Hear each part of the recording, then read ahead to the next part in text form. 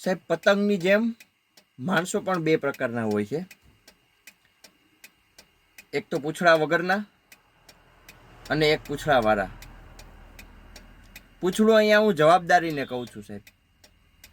હવે પૂંછડા વગરના પતંગોને તમે ચલાવો એટલે ખેંચી અને તમે એને ચગાવો, ઉપર જાય, પણ જરાક તમે એને ઢીલ આપો એટલે આ બાજુ મોટું મારે ને ઓલી બાજુ મોટું મારે ને આમ ઘૂમરી મારે ને ઓમ ઘૂમરી મારે ને માંડ ઉડે.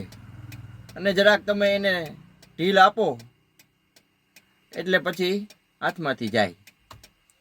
એવી જ રીતના પૂંછડાવાળા પતંગ કે જેની પાસે જવાબદારીઓ છે સાહેબ, કોક જરાક એને નાનકડો હેલકો આપે ને એટલે આરામથી આકાશમાં વયો જાય.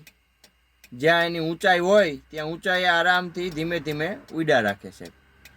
હા, હાલક ડોલક થાય, ક્યારેક પડી પણ જાય, પણ વળી પાછો કોઈક નાનકડો હેલકો આપી દે ને સાહેબ, તો એ વળી પાછો એની ઊંચાઈ પ્રાપ્ત કરી અને ત્યાં સ્થિર રીતના ઉડ્યા રાખે સાહેબ. જીવન પણ આપણું આવું જ છે સાહેબ. પણ ઉત્તરાયણનો તહેવાર છે તો બધાને હેપી ઉત્તરાયણ, સેફ ઉત્તરાયણ.